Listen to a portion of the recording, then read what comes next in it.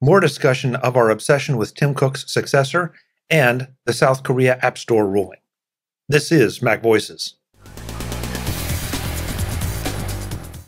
MacVoices is sponsored by Upstart, fair and fast personal loans. Go to upstart.com/MacVoices and find out how Upstart can lower your monthly payments. Welcome to MacVoices. This is the talk of the Apple community, and I'm Chuck Joyner. This is part 2 of our MacVoices Live conversation with our obsession over the question of who will be Tim Cook's successor. We also touch on the South Korea App Store ruling that will allow additional payment opportunities and methods in both Apple and Google's stores. Let's go right back and let the panel do the talking. Brittany, you just threw something interesting in the chat room, and I'd like for you to explore that just a little bit, because I'm curious to hear what your thinking is, since you are, how'd you call it, a relative Mac baby? Yeah. Tim Cook is the only CEO I've ever followed. But since y'all are real good at reminiscing about the old days, I've actually learned a lot. So I feel at least somewhat comfortable talking about, but my feelings aren't swayed from that. So the first time I heard the name Steve Jobs that I have any knowledge of, I was a film student, learning about the Pixar studio. Mm-hmm. And I said, "Oh yeah, this guy sounds awesome. This Steve Jobs guy." And Mom said, "Is that the Apple computer guy?" And I said, "No." No, it's the cartoon guy. Cartoon guy, Mom. Duh. Why would he be doing that? Because I had never heard of him before. Yeah. And then,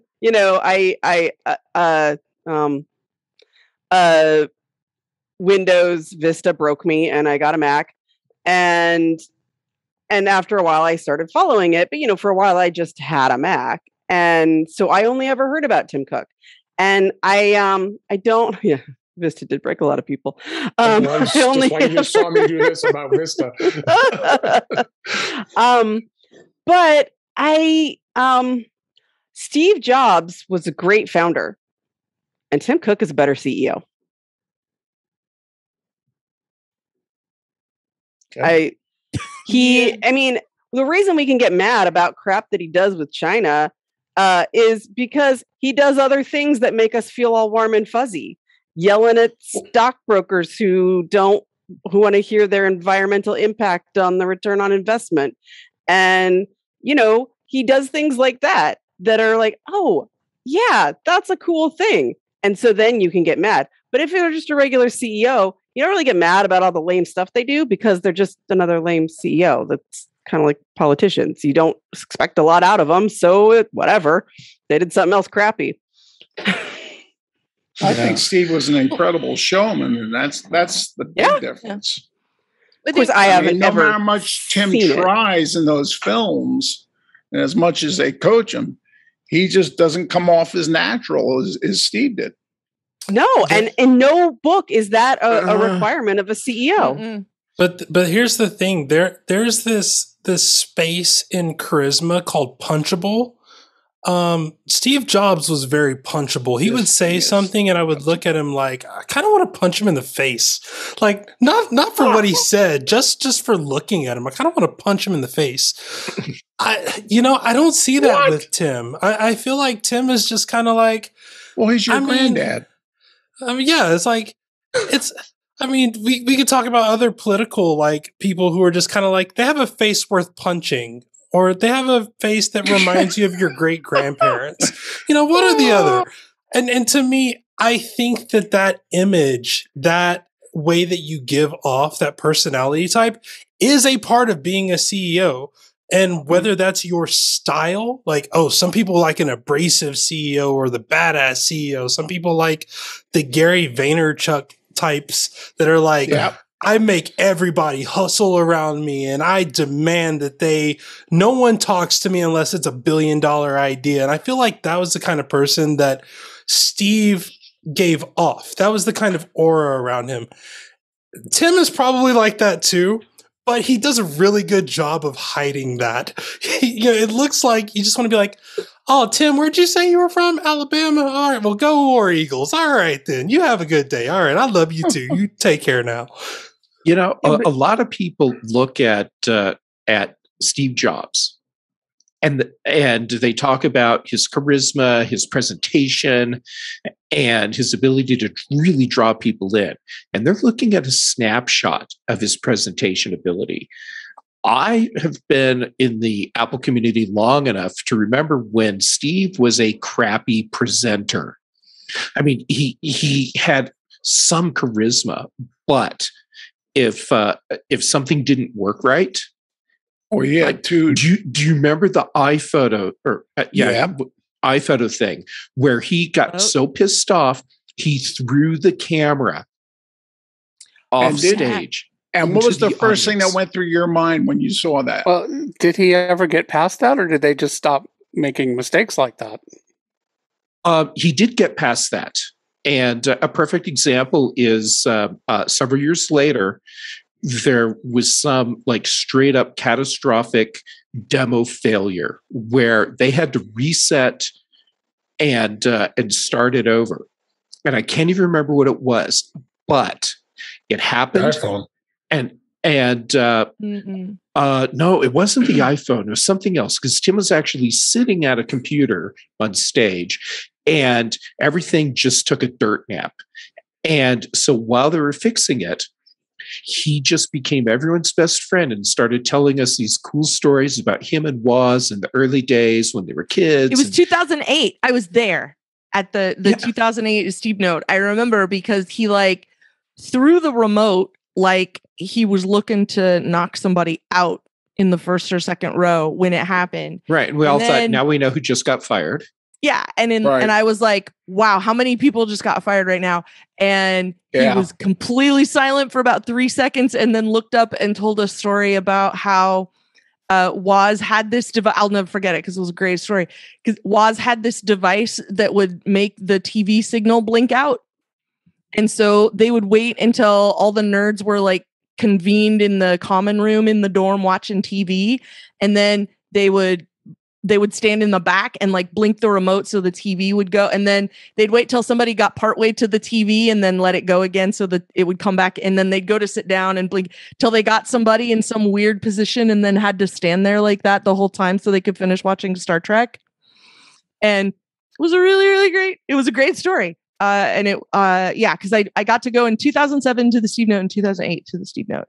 And 2008 was the one where everything fell apart. I don't remember what the product was that we were getting at that point, but it was the year we got. It was the MacBook Air Note, but it wasn't the MacBook Air demo. It wasn't the part that was. Was that the one where too many people were on Wi-Fi and he asked the entire audience? That was a different one. No, that was a different one. Yeah. So what's happened is when Steve was obviously a crappy presenter, someone must have taken him aside and said, dude, we have got to get you some training.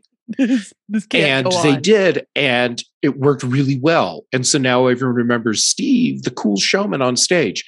When Tim first started presenting, someone took him aside, I'm sure, and said, dude, you're a really crappy presenter.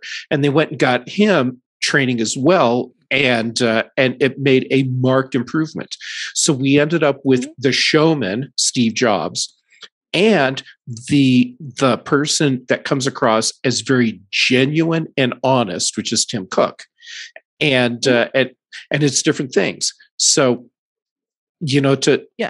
I completely forgot what the original point was.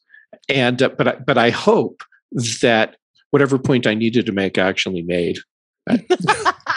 Well, look, I don't want to go too far down the Steve Jobs because we were talking about being a good presenter. I think was but I guess the point is, we're talking about Tim Cook, and Steve was Steve, and he was great in his time for the way the world existed and the way that Apple existed. There's no way to tell whether he'd still be a great CEO now. And it's water under the bridge. Wow. It's just pure speculation. I look at Tim and let's see. Brian said Jobs seemed to be a bit more reactionary, whereas Cook seems more calculating in his reply. And I would agree with that. I don't think there's any question. Tim is a lot more politically correct because the world, like it or not, is much more politically correct. Yeah. So, or at least aware, and not necessarily being Elon Musk isn't politically correct in 2021.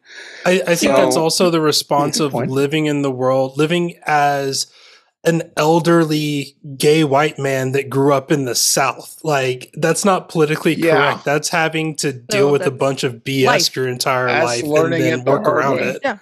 Right. And then in comparison, Elon Musk comes from South Africa. I mean, holy crap. Still, even though apartheid is over, incredibly racist. And I'm not saying Elon is racist, but he was raised in an environment where that's just part of the culture. Yeah. And well, anyhow, he comes across more like a dick. Very silver spoony. Well, I think now Steve did that a lot too. He did. I think but Steve ended up with the training so that he could come across as a silver spoon dick that you still kind of like.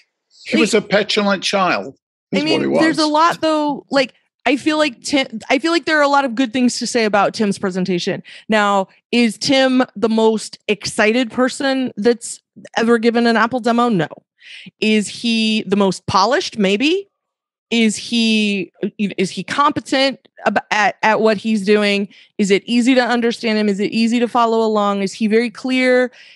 All of the all of the stuff that you want out of a presentation. Like when Tim Cook is done talking to me about the thing, I can tell you about the thing because he's given me the stuff that's important about it. He's showed me the thing, the things that are interesting. Here's if there's the tech behind it or whatever. Like Tim Cook I think he's a very, very good presenter. And there are times when I would like for my presentation style to be more like Tim Cook's end of the scale than my sort of, methed up chipmunk end of the scale, because that tends to be where I rank on the, way on the other side of it. So I really appreciate like his attitude, his polish, his presentation style. I like all of that in what he does. And I think he's enjoyable to watch. I thought it was enjoyable to watch Steve. I really enjoyed watching Steve fail at that 2008 Macworld demo, but mostly because I liked seeing what was going to happen next. But I liked them, but I liked them for different reasons. Just like there are different James Bonds, there are different Doctor Who's, there are different iterations of all kinds of things. And like, you can like the ones that you like for way different reasons and still like them all. And that's kind of where I come down on this one. Like, I really appreciate Tim's presentation style. I like watching the videos. I would very much like to be in a room again someday and watching him unveil a thing. That would be awesome. But not for the same reasons it was great to be in the room when Steve Jobs did it. Most CEOs are not known for, presentations. That's not the major part of a CEO's job. Right. And, Steve was kind of an anomaly that way. Mm-hmm. And if it weren't for Steve, probably Tim wouldn't be doing presentations. And it seems to me like mostly he just hands off to other people, which is fine, as it should be. Mm-hmm. He's not like Steve would stand on the stage all day and actually hands-on, show stuff. Tim doesn't, really do that. But, and I don't think, anybody's going to care. I mean, the point is he runs the company. He did things like decide to have dividends, which Steve never did. Mm-hmm. He's a manager. He's a corporate person. He came up through that channel. And, probably the next person will be even more so.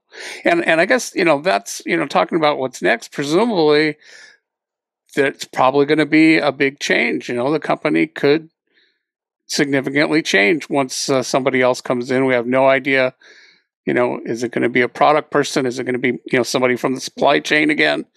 Right. I think that's why people, are interested, but there's we have no way of knowing, who, I guess what the board is going to pick who the next CEO is, or maybe Tim will try to anoint someone there, but there's been no real clues. I don't see anybody being groomed or, I don't know. Am I missing something there?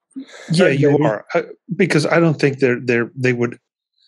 I mean, Tim only became evident, later in Steve's life, especially after Steve was sick. So I don't think we will have any specific signals coming from the board. I wouldn't be surprised if this decision has already been made between, 2 or 3 people and they're on that track. Because the one thing, let's not forget what I said before. They are the largest, most valuable public company in the world.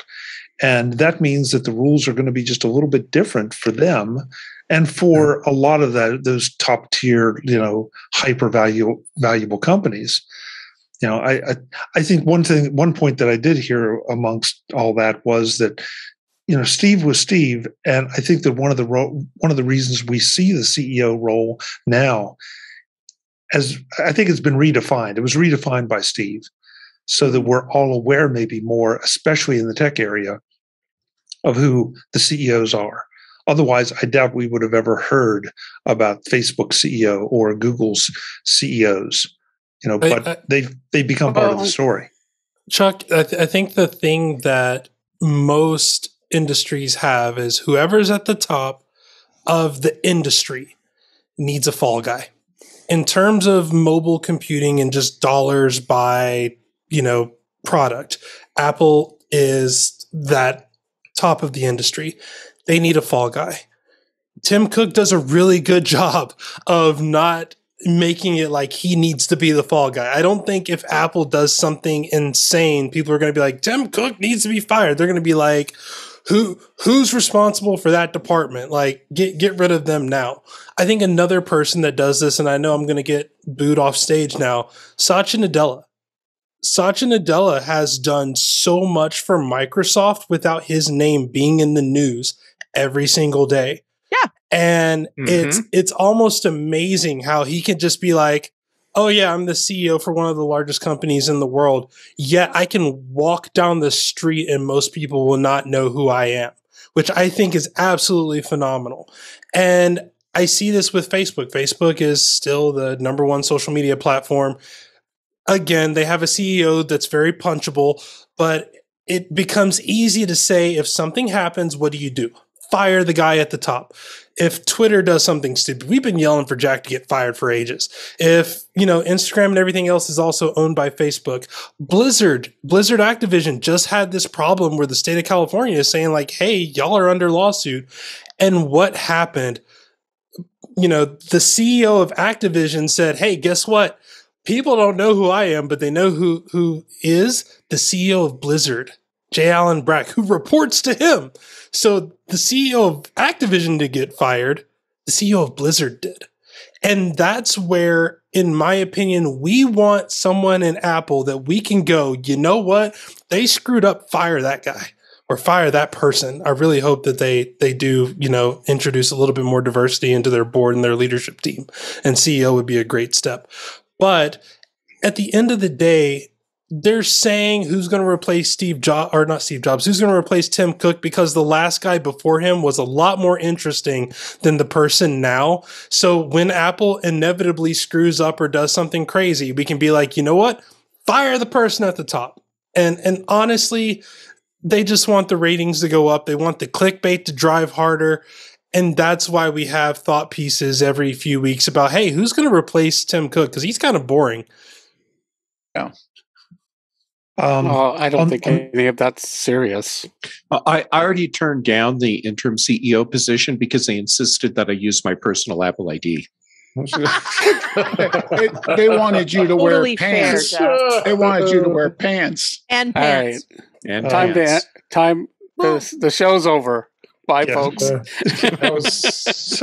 think there's a part of this that I think isn't necessarily getting considered. And that is like we talked about to begin with, I think Jay mentioned like a lot of places have a mandatory age where you sort of time out as CEO, regardless of how much you want to continue to be there as CEO. You don't get to do it anymore.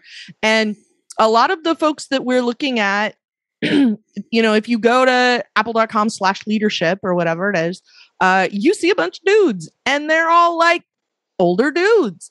And I'm not sure how interested most of those older white dudes are in getting to spend 10 or 15 or more years in the big boy seat.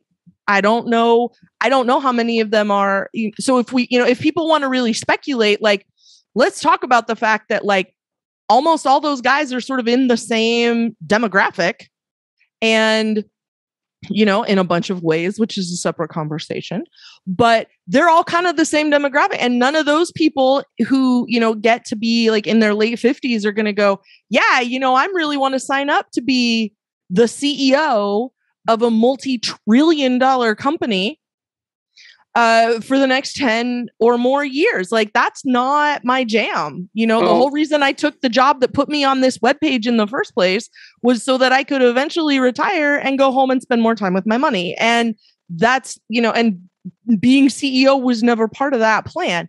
So what I'm really interested in is figuring out who the folks are who would be interested in doing something like that, who are going to have the longevity to do exactly that sort of thing. Because, like, people have talked about Phil Schiller for a long time. He's not going to be interested in that gig. Like, no. He's already half retired anyway, right? And exactly. That's kind of the, maybe the even more interesting point is if we look to 2030, let's say, probably the top 20 people at Apple now are all going to be gone. Mm-hmm. So it's going to be a completely different, management team and maybe, like 70% of the top 100 people. So Apple, one way or the other, it's going to be a completely different company by the end of the decade. Because, even now, by the time you add in Apple retail and the number of people who work there, like, if you want to add that, it'll completely screw up the statistic. But how many people who have a job with Apple in Cupertino, like, what percentage of those people are people who worked there when Steve Jobs ran things? Because that number is not as high a percentage as anybody thinks it is, and it's continuing to shrink. Sure. They take their money and run. Right. Okay, well, so in a bunch of ways. So that's the other piece of, like, if people want to speculate about it, don't talk about how one guy on the leadership page is going to replace another guy on the leadership page, because that doesn't sound very feasible unless you're talking about one or maybe two of the people on that page. Like, none of the rest of the people on that page are interested in taking that job once Tim Cook is gone. Not just interested. The board's not going to want somebody that is just a short termer, right? Unless it's an interim position. Yeah. So to go back to the chat room, on the subject of presentations, Joe says part of the difference was that Steve, and I would presume Tim as well, rehearsed a lot. And I agree with you completely, Joe. Webb points out Tim Cook has made the stockholders of Apple, who are the owners of Apple, very happy. Agreed with that. That's real easy. And Brian's point, a good CEO, regardless of their background, e.g. supply, design, etc., needs to know to put their aces in their places. Very, very, very good point. So I thought this was interesting. This article pointing out what Apple has done under Tim Cook, and it inevitably brings up the question of a successor, because you'd like to think that the DNA of Apple will continue to run. And that's one place where I will go back and say Steve put that DNA in place so well that the stock barely blipped when he passed away, or when he stepped down, and then of course when he passed away. So that is as good an indicator as any of what the perception of a company is going to be. So I think it is relevant that we talk about who the successor is, but we're certainly not going to have any influence on it. So we're running a little short on time. I had no idea with this we were going to go down these paths as usual. So I'm going to bring up one of the other stories we talked about, and that's this ruling by South Korea that they're going to force companies like Apple and Google to allow other payment systems in their app store. Discuss. Yay! Boo! I don't know. We'll see. Well, first of all, we'll see. The president of South Korea. We talked about it this morning on Daily Observations. So, the president of South Korea is of the ruling party, and the ruling party put forth this bill. And he was endorsing it. And he said he was for it. And the legislature there has passed this bill, which the president of South Korea has said he will sign into law. But much like our legal system, if something gets signed into law and you are a large enough organization that you can have a big enough cow about it that you want to take it to court, you can do so.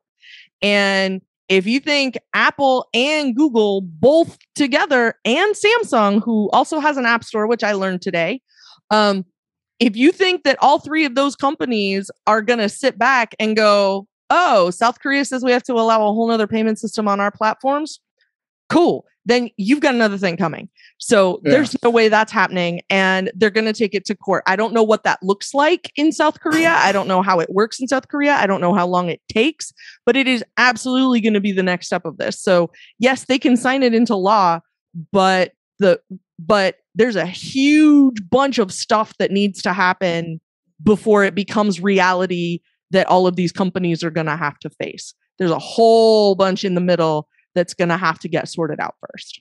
I think the big question is this contagious?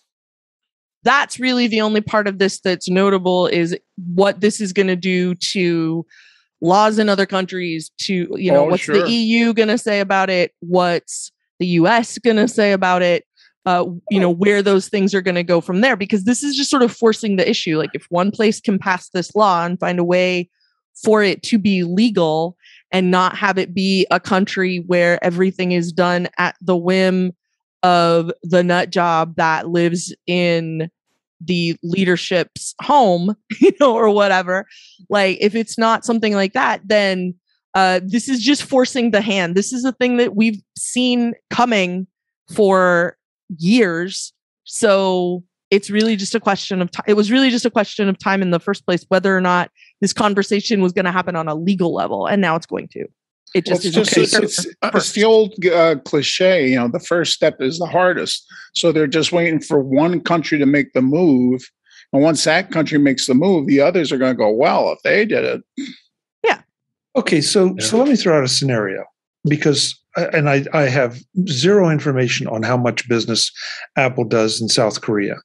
But is this where Apple, Google, Kelly, I didn't know Samsung had an app store. That was really interesting. But is this a place where Apple and Google could draw the line and say, you know what? If you're going to do this, then we're pulling out. They won't pull out. They'll certainly threaten that. They'll team up, South Korea. I can tell you exactly what's going to happen. The enemy of my enemy already is my told theory. us exactly what's going to happen. As a matter of fact, listen to the CEO. Yeah, Tim said, I think it was in May, during testimony for the Epic trial. Yes, that if Apple is put in a position where they are forced to allow payments outside the App Store system, that and I'm not even going to get into the stuff that he was saying about security, privacy, fraud, and all that. What he said was that the developers are still going to get charged the 15% commission. What's going to change is that now Apple's going to send them a bill and say, this is what you owe us. And so now the developers are going to have to spend more time and more money to deal with paying their 15% than they are currently doing. How would Apple know what the number on the bill is? I don't know. Because Apple values your privacy. There you go. Well, no, I'm serious. If I don't know Stripe directly from my app, Apple has no way of knowing that unless they start, monitoring, all the internet traffic from the device, and I don't think they can get away with that. They didn't go into, or he didn't go into technical details, but he said this is what will happen. I think that's important. The difference there are important. The difference there, Jeff, is they're talking about payment processors, not a different store. If you're using a different processor in the same app store, they would absolutely have the ability to track that information. Mm-hmm. If you're using a separate store, then you start getting into some gray areas, which it sounds like this is saying you have to have a different payment processor, which don't mind me while I wait for Stripe's IPO to happen and I go buy some PayPal stock. Like, I'm okay with this. Right. This edition of Mac Voices is sponsored by Upstart. Fair and fast personal loans. Visit upstart.com/MacVoices and find out how Upstart can lower your monthly payments. It seems like we can't get past the stress that started in 2020 and continues in 2021. Just when you think there's a little relief in sight, something else comes up. But there's one thing you can improve, your financial situation, by using Upstart. Upstart is fair and fast personal loans. Whether it's credit card debt, other high-interest debt, or funding personal expenses, Upstart can help you get back control of your monthly payments. A quick 5-minute rate check, all done online, can give you a smarter rate. Smarter because Upstart looks beyond your credit score and considers your employment and income, so that they have the whole picture. And to keep things moving, you can get your funds in as little as 1 day once you accept the terms of your loan. Find out how Upstart can lower your monthly payments today when you go to upstart.com/MacVoices. That's upstart.com/MacVoices. Don't forget to use my URL to let them know that I sent you. Loans will be determined based on your credit, income, and certain other information provided in your loan application. Go to upstart.com/MacVoices right now and take control. Thanks to Upstart for their support of Mac Voices. You're okay, Jay, with them requiring the multiple? Yeah, I mean that's fine. Hi, you're American socialist here. I am always going to be in favor of saying give people however many good options there are, and require for companies to work harder. I don't see Stripe is perfectly capable of being able to integrate with the App Store if Apple would let them. They have the ability, they have the income to do this in a safe and secure manner. PayPal, as much as I don't like their CEO because he's kind of punchable, but at the same time, they're capable of doing this. It's a matter that Apple will not let them. And I get it. You want to hold on to that 15%. And I think, Jeff is right. Apple will say, don't worry, we're going to get ours. We're the we're the richest company in the world. We're going to get ours. It's going to happen. So I think at that point, fine, make it more competitive. Bring it, do it. So let me ask, because I want to make sure we're using the right, parallels here. This is like when you get a new payment terminal that takes Visa, but also takes Diners Club, right? Like that's what we're talking about, is a new way to accept a payment in my store. My store still knows exactly how many pairs of pants Jeff bought while he was there. It's 0, but they know, the store knows, I don't think of whether I paid with my Visa or whether I paid with my Diners Club. That's what we're talking about, that Tim Cook was talking about in the Epic trial. That's what he's saying is an alternate payment method. So now I accept a different credit card through an alternate payment system is a different payment system. That's not the same as Apple now has to let the Samsung store put whatever nonsense on an iPhone that they want to. That's a very different thing. I think it's an entirely third thing. So on a web page, I can put a buy button, and that goes to my server, and then my server contacts Stripe, and Stripe knows about it. Nobody else knows about it. From a technical point of view, there's no reason you couldn't do the same thing in an iOS app. You could make a button. The button uses the web, contacts the server, which contacts Stripe.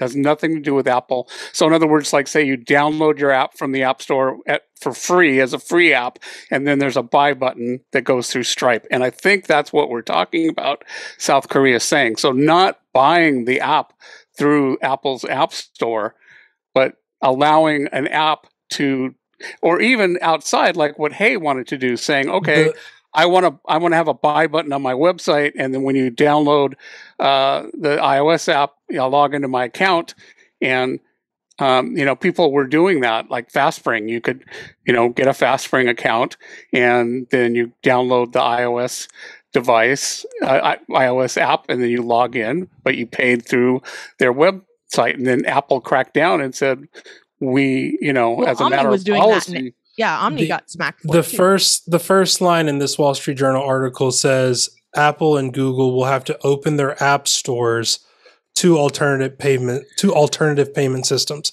So as that's being read, it sounds like they're saying you should be able to process the payment as it's happening from within Apple's existing app store. Okay. Those reporters don't know what they're talking about. Well, I can only talk about the Ask the me how I article really that I'm feel. reading. Well,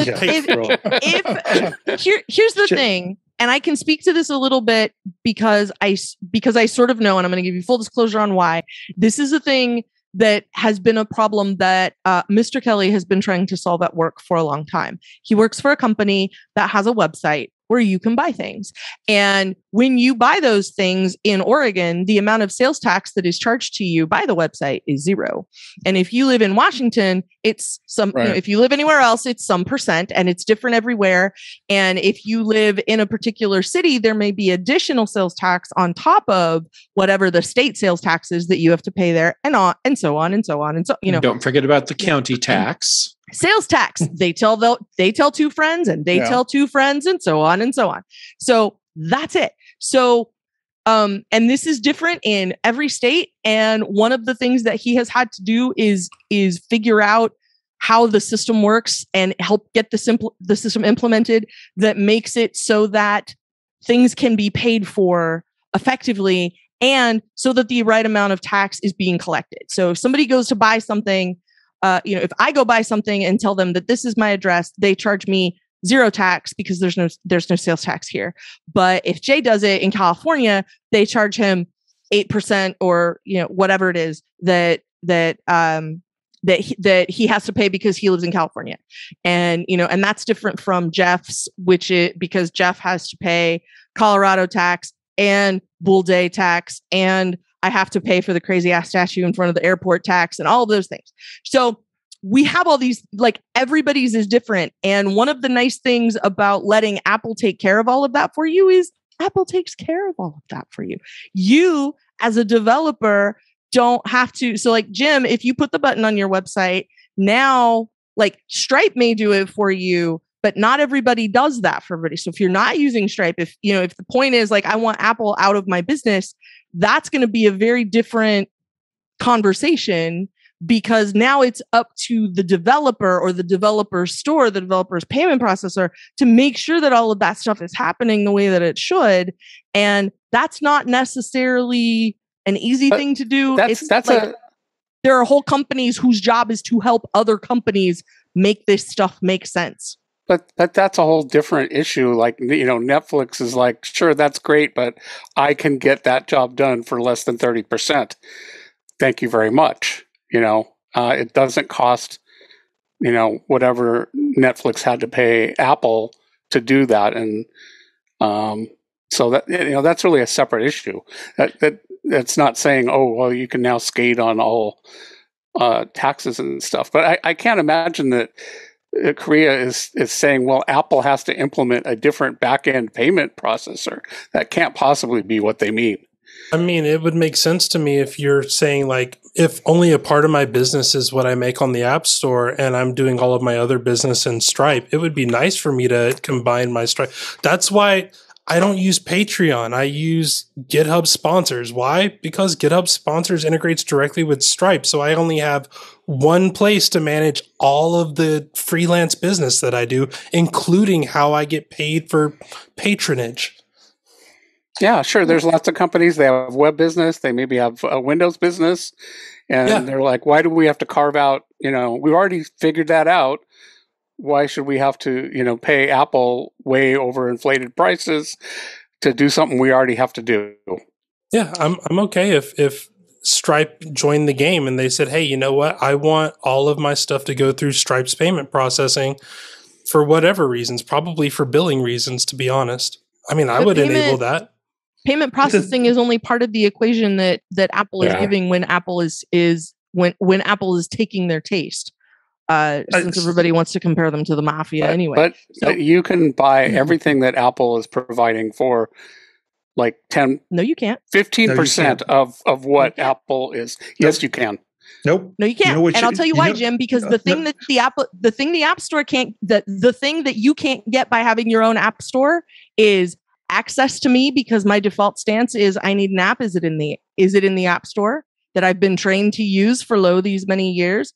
There's an App Store story that may end up being there. If you don't automatically have an easy way to share a link so that I can go, hey, Jim, this app is awesome on my phone. You should have it on your phone too. That's not a thing that's going to happen. So 1, 2, 3, there's 3 things right there. I mean, those things are entirely because Apple doesn't give a choice. But ask anybody with a Mac who has an option for whatever the hell store they want to use, for whatever software they want to install. Ask them if they know that you can put software on your Mac that didn't come from the Mac App Store. And a non-zero number of people are going to go, I had no idea you could do that. And sure. And yet an awful lot of software is available only outside of the Mac App Store. The Mac App Store is a perfect example of that. The App Store is, it's a dead water, backwater, because it's not competitive with directly, it's just not worth it to, what Apple charges is not worth. And if you had a choice on iOS, it wouldn't be worth it there either. Should Apple charge developers for hosting apps on the App Store or making them available through the App Store? The hosting space, the availability, the download, the disk space. I think the point is... No way, Kelly. Just let Jim go. It probably should be... They can charge whatever they want as long as competition is allowed. The point is they've set up a monopoly. You can't install apps any other way. So they are charging, basically a robber baron toll, whatever they can get away with. And I disagree with the monopoly because, let's say I want to buy a pair, I won't buy pants. Let's say I want to buy an Old Navy t-shirt. The only place I can buy that is Old Navy. But you can buy all kinds of t-shirts. So, if Old Navy suddenly started charging $500 for their t-shirts, their sales would go down, probably not to zero, but people would look and say, oh, well, I can buy this t-shirt for $30. Maybe I don't want to spend $500. But if somehow, you could say, well, nobody else can buy any t-shirt except, the cable companies have the same situation. They have monopolies, so they, can charge whatever they want and give crappy service. I so badly want to let this continue this argument because I don't agree. I don't agree with Jim or Jay, and I'd love to tell them why they're wrong, but we don't have time. So we may pick this up in the next edition of MacVoices Live because and we'll see what develops between now and then, because I think this is an important thing to talk about. This will change. It's change, and everybody's made some good points, but I think there's still a couple that haven't been made. But we're gonna tease everybody with that, and let everybody get out of here at a decent hour. And so I'm going to make the rounds here. And so I want you all to do something for me. I want you all to turn your cameras off and turn your cameras back on, just so you can confuse the daylights out of me, please. Oh no, I'm not turning anything off on this. Not you. Except for Frank. Yeah. Okay. So everybody's been rearranged now. So did that help? No, it's just kind of normal. That's just kind of the way it is. So. Screen looked familiar, and Chuck just needed to level up. That's all. Yep. All right. So, all right. Now, everybody, stop. Okay. Now, so I can keep track of who I'm introducing. Jay, you rock. Jay just keeps God. Oh, Frank, you're advertising space. Me? Yeah. Yes, you're. I was wandering by, and there was a light in the window, so I just went in here. Otherwise, you can find me on ympnow.com. Tomorrow is a new issue of Screencast Online Magazine, and I have my monthly article in there. And you can get me on Twitter at fpetrie. You can get me on Instagram at PHRANKY, Gesundheit. And I'm looking to try to do something hopefully within about 3 or 4 months. I want to get back where you guys are. Good. All right. Well, hey, it's good to have you back, Frank. We missed you. We definitely missed you. Well, I was going to lay low, but I found the more I lay low, how nature abhors a vacuum. The insurance company somehow got word that I was sort of chilling.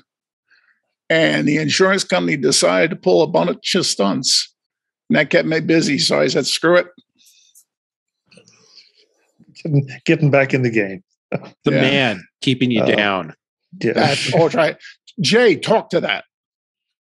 No, Jay, don't. No. Yes. Yeah, no. Let Jay go on. We'll be here for an hour. That'd be a good hour, though. Thanks for being here, Frank. Brittany Smith, thank you for coming as well. I know you had a few things that were demanding your time otherwise, but we always enjoy having you. Aw, thanks. I'm happy to be here. So where can we find you? On Twitter, I'm ADD Liberator on the occasions when I elect to tweet. And on YouTube, I'm also ADD Liberator. I like that. Okay, great. Thank you so much. Thank you. Mr. Jim Ray, we have unfinished business, but we'll finish it later. Where can we find you? You're on mute. This is the way I like you. You're on mute. So. we will settle this for once and for all, and there will never be any more discussion of this ever anywhere in the universe.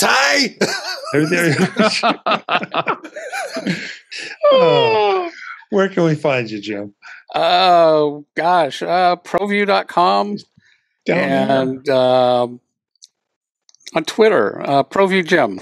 That's it. Yeah, that's the ticket. Yeah, that's good. Thank you. Thank you, Jim. Good to see you. David Ginsburg. Yeah, you did get in a little bit more this time. I'm proud of you. I felt bad last week, so I had to make up for it. You can find me at In Touch with iOS at intouchwithios.com. Jeff's going to be on the show this week along with Patrice, and you also find me here. You also find me at YouTube page, youtube.com/DaveG65. I'm on Twitter at DaveG65, and thanks for having me. Thank you, David. Mr. Gamet, you're going to be on David's show, but when you're not on David's show, where else can we find you?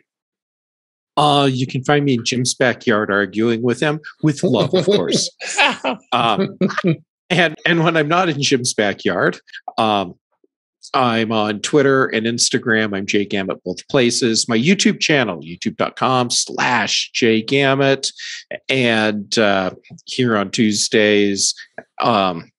And Thursdays, the big show, Fridays, the Mac show.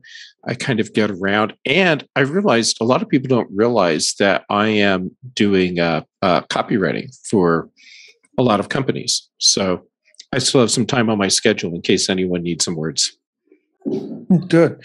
And that goes largely uncredited, Jeff. I mean, you're hired my to do desk. it.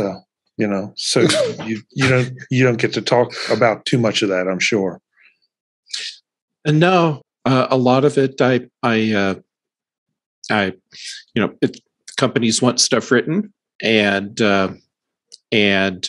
they don't want to advertise who's writing it for them, and which is not a creepy or weird thing. It's just the way the industry works. Yeah, I had to pause for a second and think. Now, Jeff didn't become a lawyer, did he? No, but I played one on stage before. Different spelling of copywriting. Yeah. Oh, good, Jim. Good. I really did think that, though. I was like, what? Yeah. No, I'm still a nice guy, so no. He's been in jail.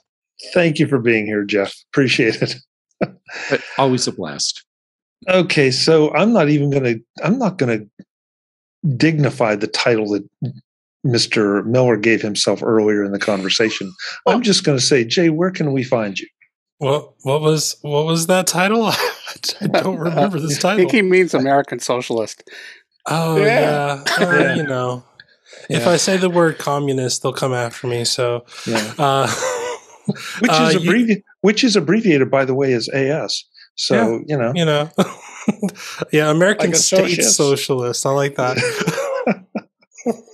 So you can find me reading the partial amendment to the Telecommunications Business Act that the Senate of the 382nd National Assembly of Korea published, so that I can have some firepower as I'm providing my rebuttal next week.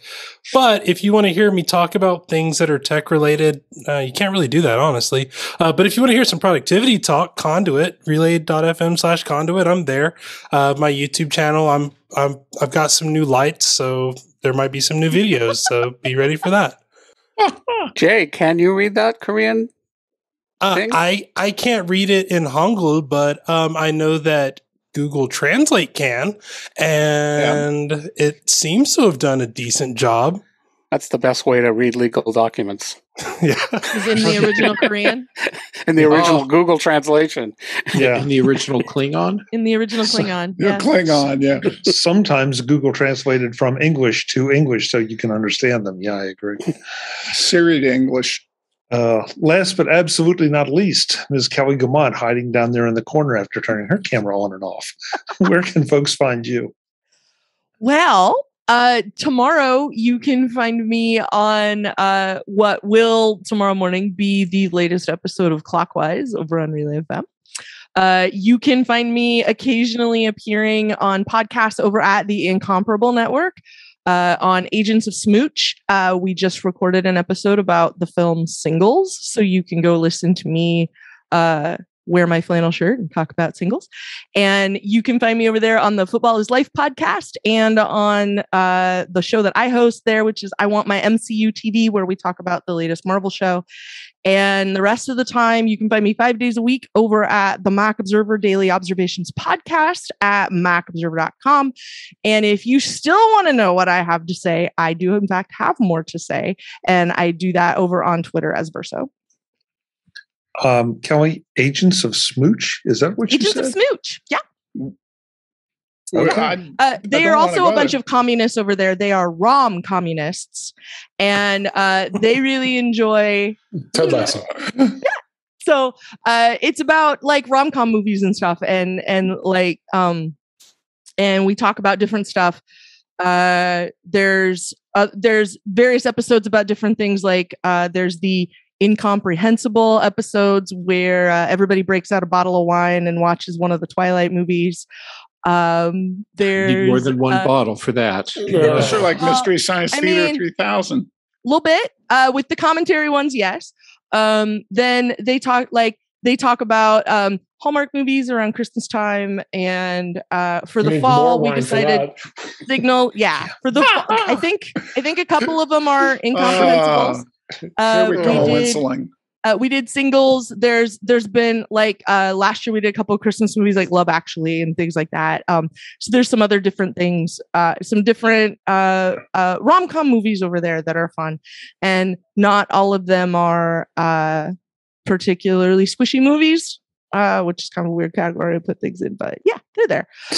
So Agents of Smooch, and I do have an official agent identification card, so I am a card-carrying agent of Smooch, and you can hear me go over there and talk about Singles, which was the one that smooching. There's very little smooching in Singles, so we didn't talk about it that much. But there are other ones that do. Yeah, I think they talk about it a lot in the Twilight movies. So I wasn't part of those. I didn't have enough liquor to watch a Twilight movie. Okay. So Brittany, were you trying to show us your T-shirt? No, not at that moment. Sorry. Oh, I thought I saw you stand up a little bit. I thought you were specifically trying to. But it's a little bit of a low. a little more obscure than some of them. I would like to point out that most of the time, if Brittany is wearing a Star Wars t-shirt, that it is a t-shirt that is available from an Etsy store because she knows a guy. Turns out. Yeah. Biblically even. I mean, yada, yada. She knows a guy that makes t-shirts, yada, yada, yada. I married the two of them. There's the story. So you can get stuff from his website, from his Etsy shop, and it's great. I don't know where I lost control of the show. I think it was about 2 minutes after we started. I think it was when you said 3, 2, 1. 2008. Assuming you've ever had control of this thing for years. Yes, that's fair. One last comment from the chat room. Warren says, if a website landing page has 2 links that says, buy this app for $5 on this link, new app store, or this link for $15, the app store, where do you think they will go? But if I don't know about the website and all I know about is the app store, then I'm paying $15. Yeah, so I'm going to give Warren the last because otherwise we'll just keep on going. So I want to thank the chat room definitely. You guys appreciate all the comments tonight and appreciate you showing up here every Tuesday night. It's always good to have you. We really, really like having you and having your comments. So thank you. Come back next Tuesday. We'll do it again. And that goes for the rest of CEO. Yeah. That goes for the rest of you too. If you are available, we would love to have you at 5 p.m. Pacific, 8 p.m. Eastern, right here on MacVoices Live. Come on over and join us. Or 1 a.m. English. All right, Frank, calm down. We'd love to have you join us. Come on over here. Until the next time, I'm Chuck Joyner. As always, thanks for watching. Visit MacVoices.com for show notes and to connect with Chuck on social media. Get involved in our Facebook group or like our Facebook page, and get more out of your Apple tech with MacVoices Magazine, free on Flipboard and on the web. And if you find value in it all, consider supporting us through either our Patreon campaign at patreon.com/MacVoices or by making a one-time donation via the PayPal link on our front page and in the show notes of each episode. You will join these fine people who help bring you Mac Voices.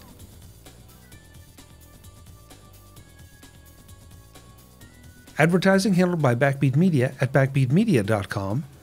Bandwidth provided by CashFly at cashfly.com.